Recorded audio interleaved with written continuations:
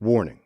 The following episode contains spoilers. About Halloween, we know. What? I've got something more important to talk about right now. Oh, fine. Ignore me then. Other Keith here. We're going to try something a little different this year. So, if you listen to the Halloween movie marathon recording we did for 2017, you know that one of the traditions is to play Balderdash during the screening of Halloween 3, Season of the Witch. Well, we forgot to do anything with it this past year, ran out of time, I think. Or it was an oversight or something. It doesn't really matter. The point is, I decided to make some lemonade out of the lemons there, and I reached out to some of the guests from 2018's movie marathon, and we decided to try to play one quick prompt of Balderdash over Messenger.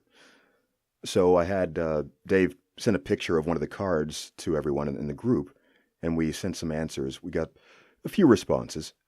So if you're not familiar with how to play Balderdash, essentially there's 5 different categories of definitions of some sort. They might be famous people or wacky laws, or as I think Dave's favorite category is movie titles, where they give you a movie title and the people have to try to come up with creative answers for what they think what the synopsis of the movie is.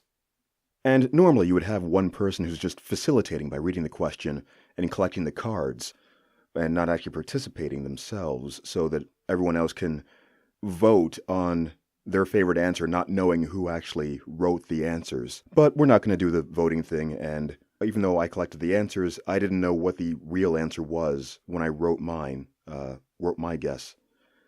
So throughout the episode, we're going to throw at you some of the answers we got for the prompt. And at the end, we'll give you the real answer.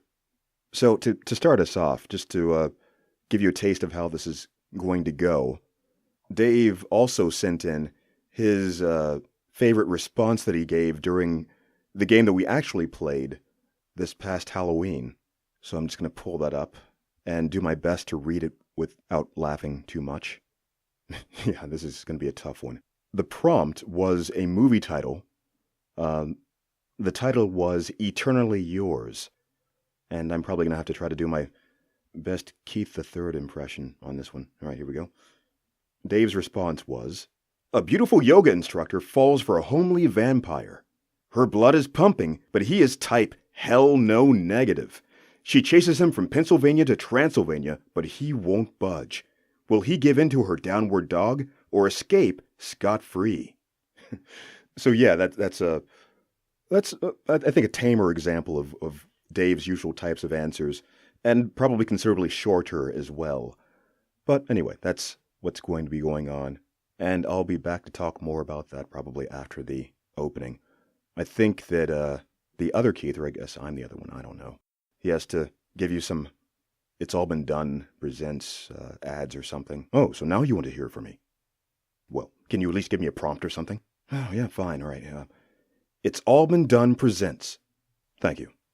It's All Been Done Radio Hour is a modern, geeky, scripted comedy in the style of old-timey radio.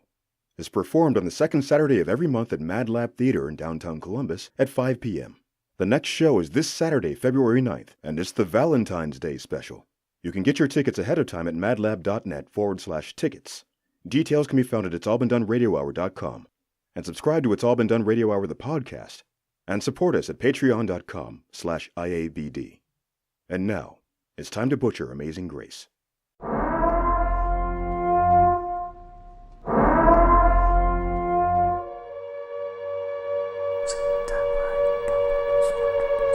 Welcome to Marianne's Macabre Review.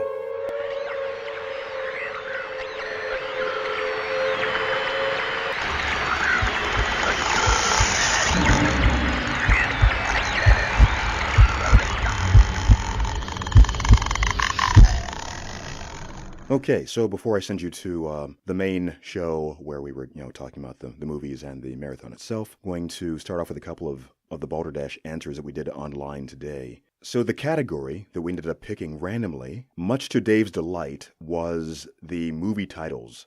So the title that we ended up drawing from the card is The Toughest Man Alive. So I'm going to start by reading you a couple of the answers here. I'm going to give you the names after I read you their responses. And I'm going to do that in timestamp order here. So first up, we have The Toughest Man Alive is a harrowing account of the first person to ever survive being decapitated by a lawnmower blade. He was, indeed, very tough. And that one is from Andy. And next we have Story of Arnold Schwarzenegger's older brother that sadly passed at the peak of his career. He was killed in a freak Atlas rock picking up contest where he slipped and the rock fell on him, crushing him dead. His brother remarked, quote, "He was the strongest man alive," end quote. And a movie was made with Arnold playing the role of his brother. It was his first usage of the phrase, "I'll be back." When the final shot of the movie is panning away, in typical horror movie tropes, there is a sudden close-up shot, and he says the famous words. And that was from our very own Marianne. Hello and welcome to Marianne's Macabre Review. Welcome. This is Halloween Movie Marathon 2018. Last year we did 4 movies. This year I think we're going to do 2 and Balderdash. New this year we have Shawn and Taylor. But everyone else is returning guests. We have Megan. Hey. You guys want to say hi? Hey. Hi. That was Shawn and Taylor. Simultaneously. Simultaneously, yes. There. Then we have Keith. I've already spoken. Yes. We have Angela. Andy. Hi. Ken L. Hello. We have Dave. I'm here. And Andrew. Yes. And myself. I am Marianne. Welcome to the review. And Megan. I said hey. Did you? And yeah. Did you? She did. I tried. Oh, yeah, you didn't say anything. Boo.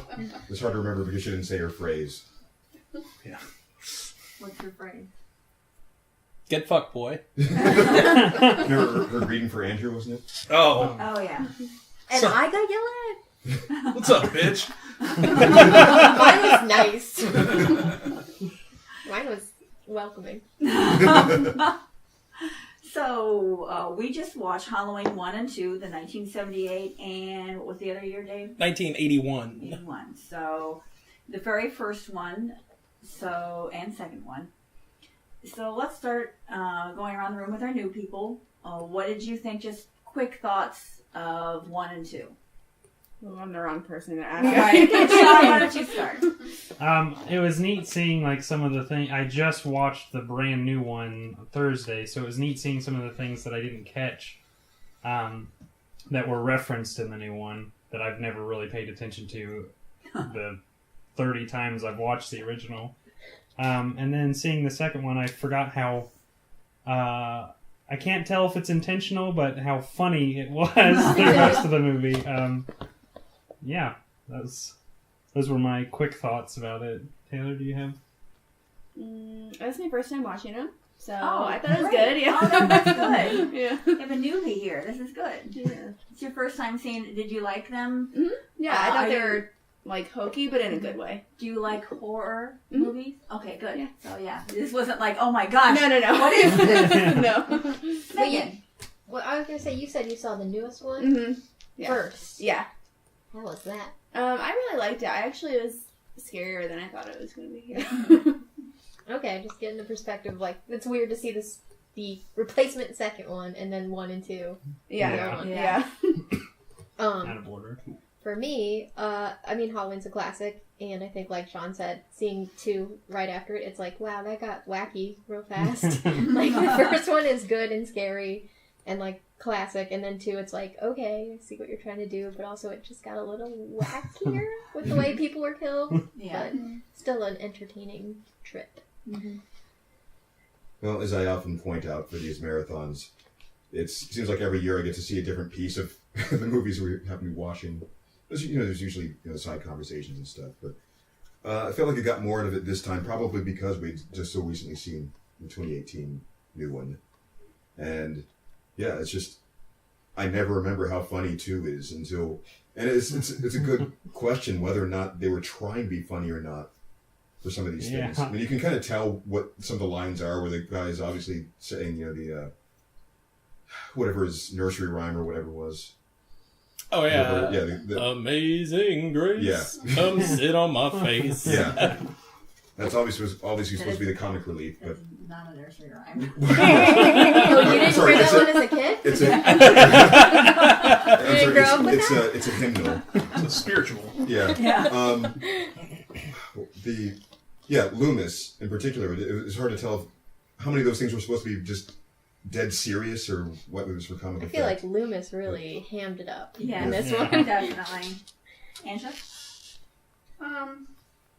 The first one I actually started watching like the first maybe 75% of the end of it like a couple weeks ago, and I don't think I've ever seen it. He actually rewound it back for me, and that was the first time I'd seen it. I thought I'd seen it because my brother has like all of them. But yeah, I like it. I don't know. I just don't think it's as scary because I just feel like the whole entire thing. He's just going after Lori. The whole entire thing. The second one's pretty silly. But yeah, that's my take. And I fell asleep during part of the first one. You'll be out in the gutter soon. We got Megan and I got here like probably about halfway through Halloween, the first one this year, but I've seen it a million times before. But I've recently just listened to The Ringer put out an 8-part podcast called Halloween Unmasked over the past few weeks. That's been really informative, and seeing Halloween 2 with the perspective, knowing that John Carpenter and Jamie Lee Curtis didn't really want to make that movie, was interesting Makes to see. sense. Yeah, it's just how kind of like.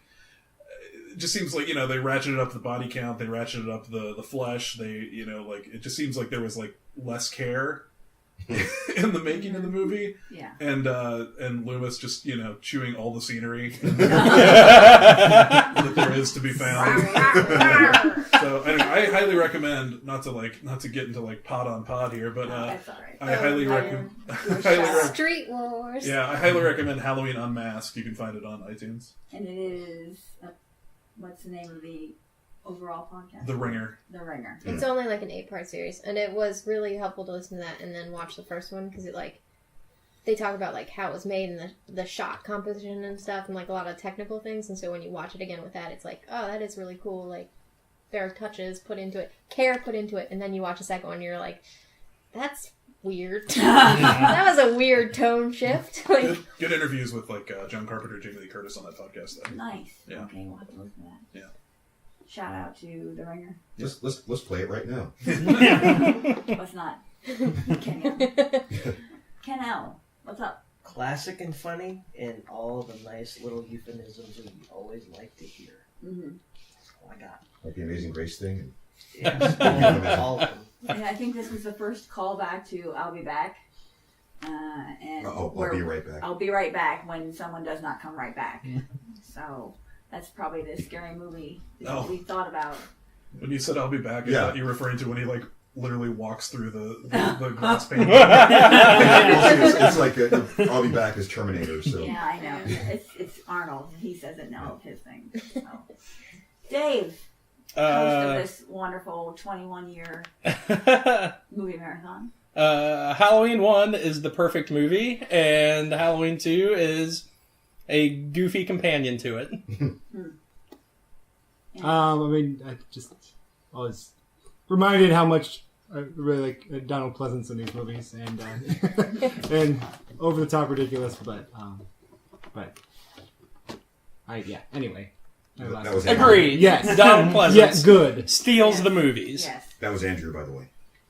So, what's nitpick about what we liked and what we didn't like? We'll just combine 1 and 2 together. So, who wants to start? Who has nitpicky things? I can think of one thing is the shots from 6 to 7, or from 1 to 2, was 6 shots and then 7 shots. Mm-hmm. So I was like, oh, the times that Loomis shot Michael Myers in the heart. Yes. Yes.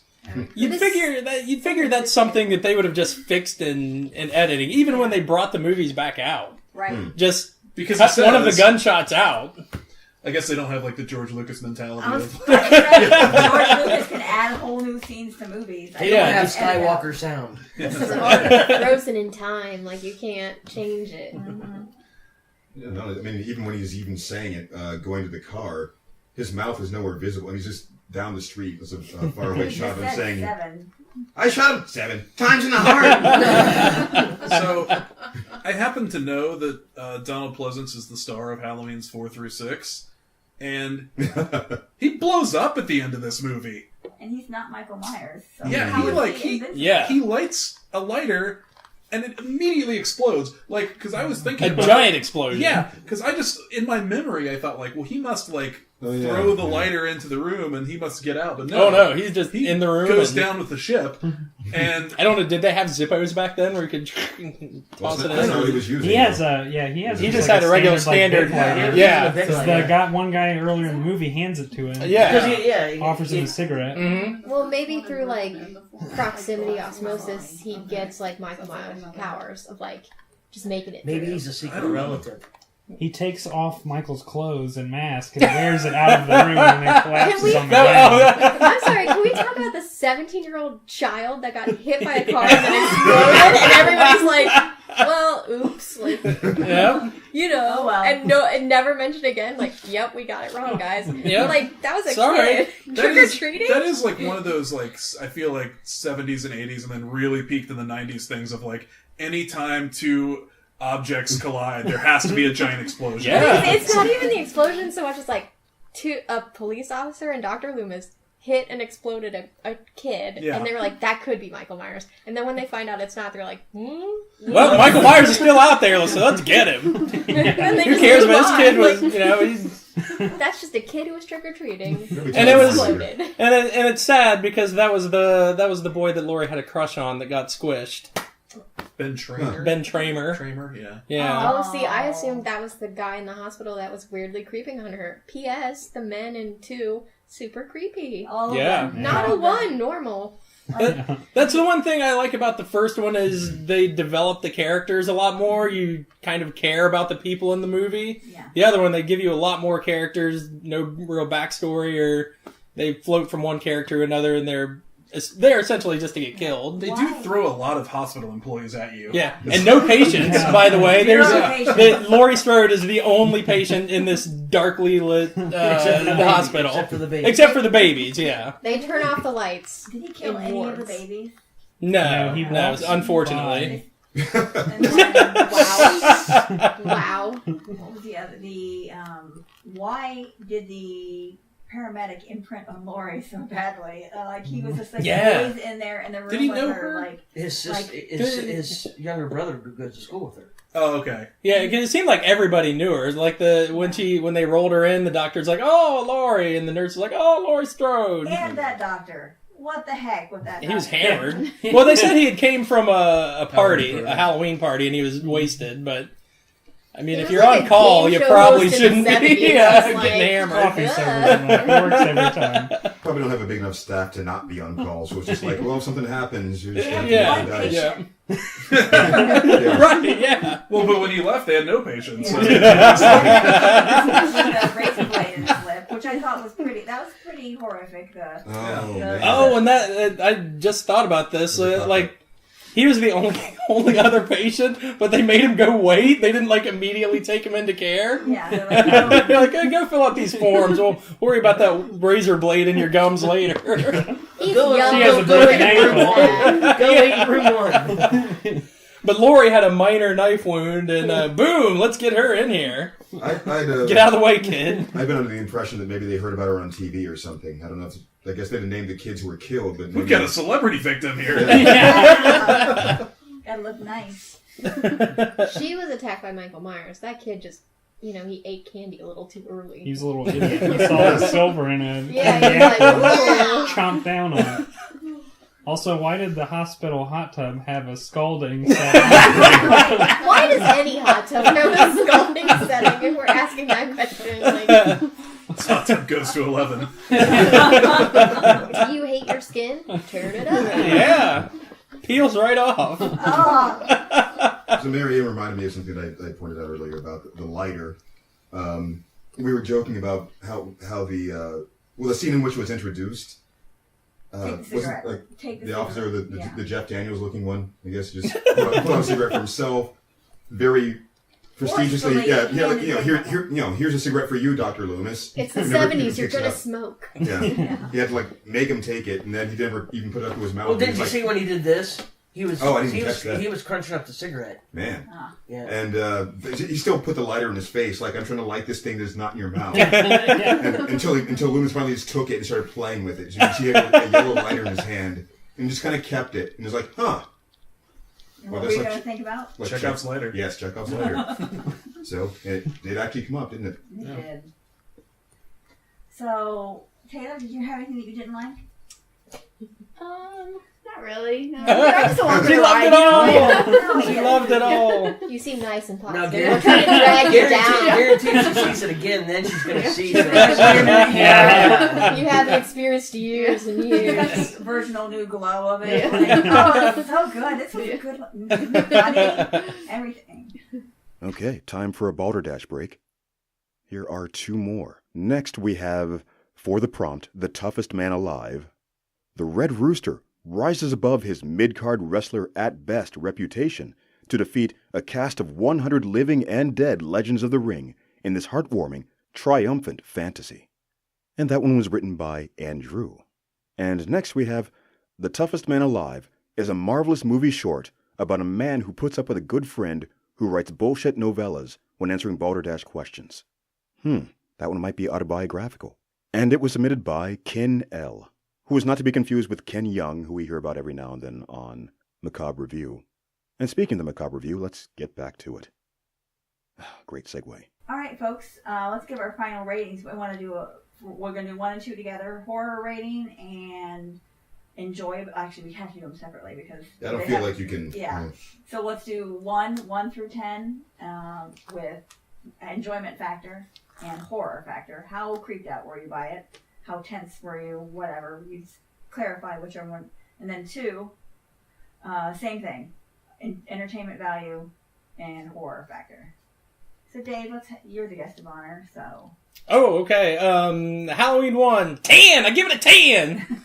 On everything, 10! 10! You were horrified at it. I was, yes. Do you remember ever being scared by it? When I was a kid, yes. Definitely. That's why I started watching these movies, because... You talked about that on last year's show. Yeah, that was the first movie that I really saw that scared me to death, so that's why I started you don't know what death watching is. I don't know. So 10, and Halloween 2.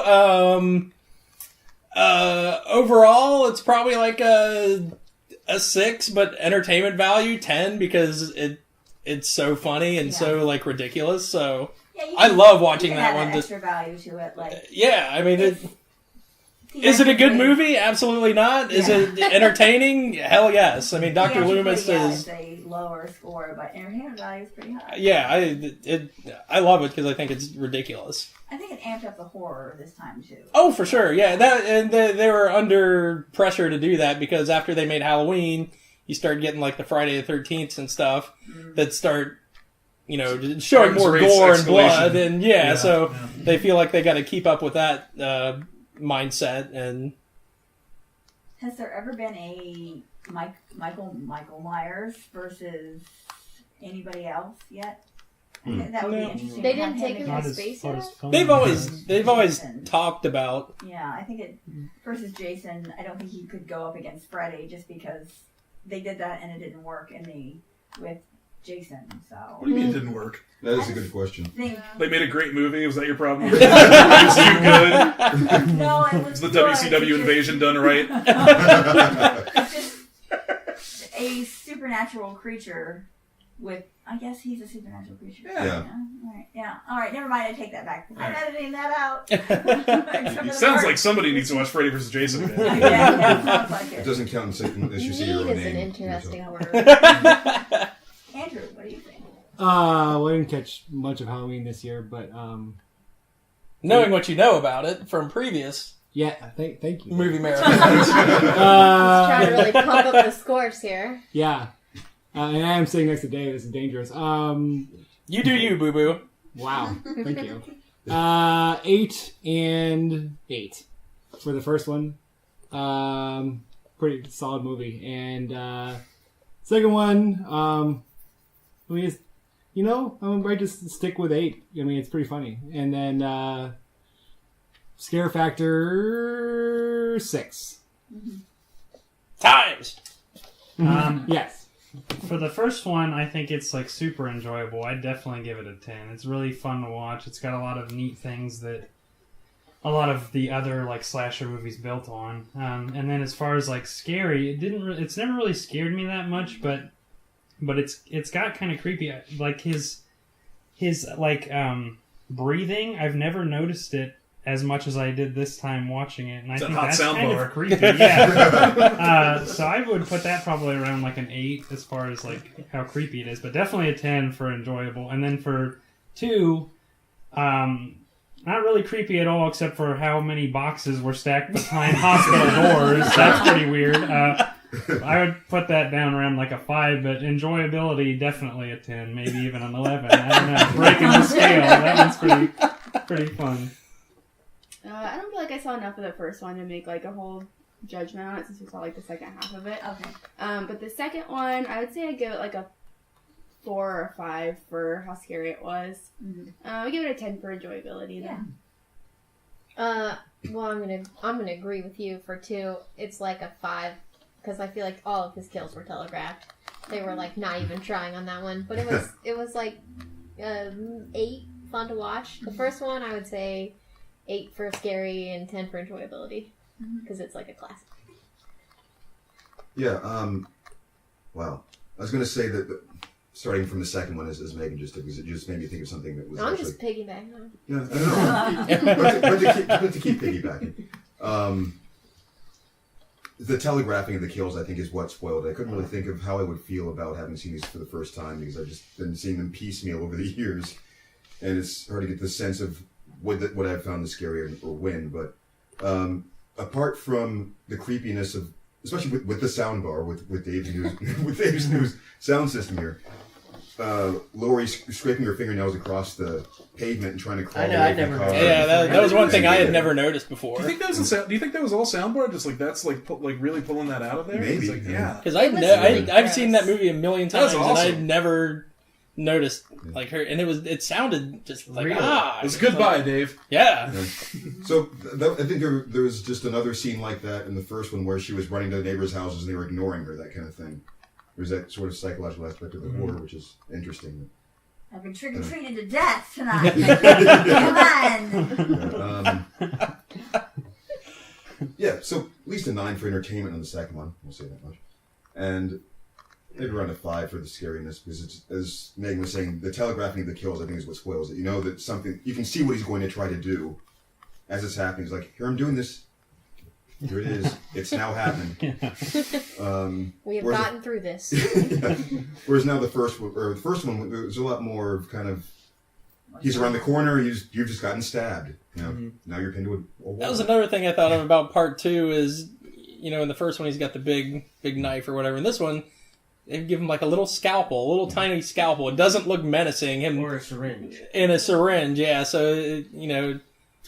Well, he picks up the kitchen knife in the beginning, and what happens to that? He used it on the one girl that he popped up out of the ground. Right. But he I guess after that, he just left it in there, yeah. In the school, remember? You're right. Yeah, he put it in the desk. It's a visual aid. Yeah.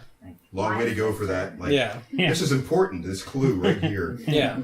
So I would say the one thing that I noticed in the second one, going off of piggybacking off of everybody else, it's just going the second first, was he took the time, he stabbed a bunch of people in the second movie, but then took the time to draw blood out of that woman and wrap her up. Oh God, how did he do that? And I didn't really thought about it. Stick it in her arm and then just let it go and let all of her blood drain out. Very elaborate. And maybe I wasn't paying attention, but like they showed shots of the blood dripping out really early on in the movie, and I remember thinking like, what is that from? And then it doesn't really wrap around until later. Yeah. And then the guy coming in and being like, oh, there's blood on the ground. Oh, touching it, and then just absolutely comical, wacky, like fall. Is there actually that much blood? I mean, like the whole floor. 8 liters of blood in the body or something like that.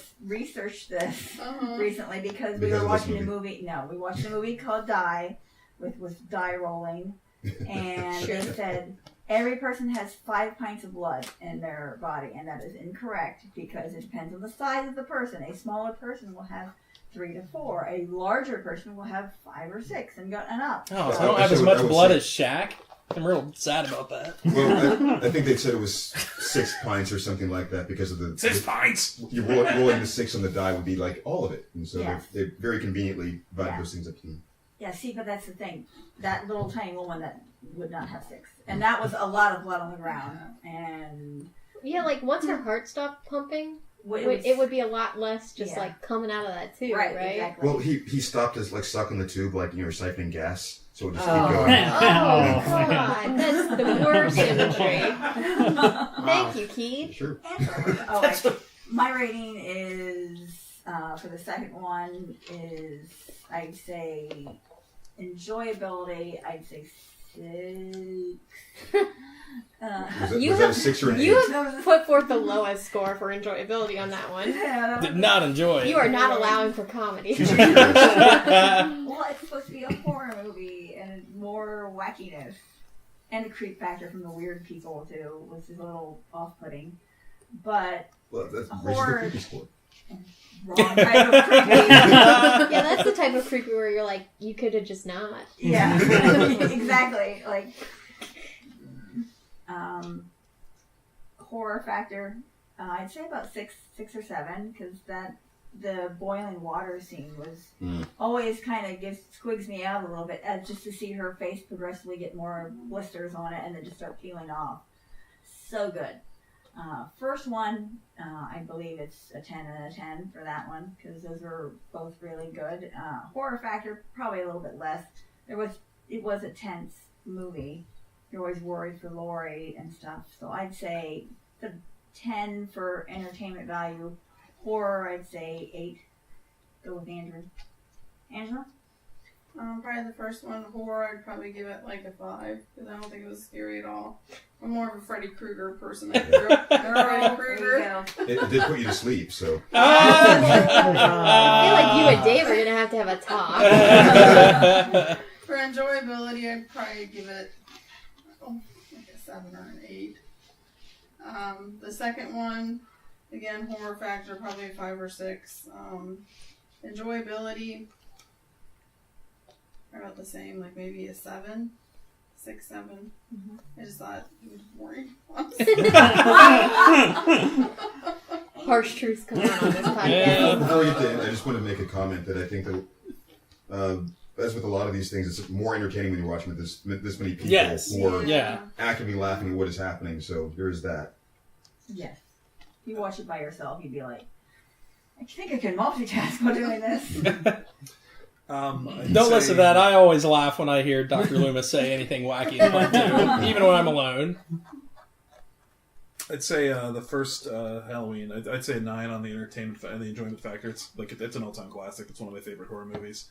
And I'd say I don't know, maybe a 6, bordering on a 7 for Halloween 2. It's not my favorite. It just kind of keeps going at a certain point. My favorite movie in the series? Yeah. Oh, we don't need to get into that. You definitely should. I don't want to hurt anybody's feelings. Say it. Yeah. No, it's like, you don't want to go up to someone who really believes strongly in the Bible and tell them that it's wrong,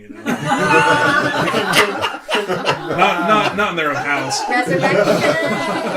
Yeah, it ties in, yeah. And as for the scare factor, I gotta go 0 on both. I don't even mean that as an insult. It's just I can't put myself back in a place where I've seen those movies for the first time again.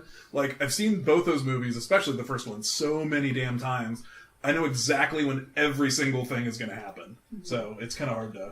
That's why, I went and rewatched Halloween at the Studio 35, and you can always tell that there's people there who have never seen it before, because in the first movie, at the very beginning, when, after Michael Myers kills his sister, and it's revealed that he was only 6 years old, there's a 20-something-year-old girl back there that when it's revealed he's only, a little kid, she's like, she gasped, literally gasped, because, so I loved it. 3/4 of the crowd had probably gone there because they'd seen that movie before, but there's always a couple people who are generally shocked, and it just kind of shows that, it holds up even after 40 years. So, Ken? On the first one, 10 for enjoyability, probably about a 7 or an 8 for the scare factor. I've seen it enough. Yeah. The second one, a 10 for enjoyability, probably about a 4 for the it's like I said, it's all the euphemisms and all the overdramatics of Donald Pleasance. Make it fun. All right, folks, that's all we have for right now. We'll be back with Balderdash. And here we are now on the home stretch, just 2 more left, and then the real answer. So next it is, as the toughest man alive, after her Olympic dreams are dashed, Abigail Gunderson disguises herself in order to enter an underground fighting tournament. Can she prove that sometimes the toughest man is a woman? And that one was written by, well, me. And I'm pretty sure I must have nailed that one, so as a formality, though, I should continue and give you the one you've probably all been waiting for. I've not read it yet. I'm probably going to have to edit this anyway to get through it, but let's see what it was written. Okay, deep breath. The toughest man alive. It all started when he got hit with a cinder block. After this, Dwayne Fontanarosa realized he was the toughest man alive. This 1994 documentary follows Dwayne on his Daredevil World Tour. Watch as he unwisely insults a bear while holding its cub. Look on as he eats only the gristly portions of a steak. And, in an amazing finale, he pits himself in a trumpeting contest with Louis Armstrong and a swan. And that, of course, was Dave. I had to stop and start that one a couple of times and just put on, a voice to get through it. Anyway, that leads us to the real answer, which is the toughest man alive.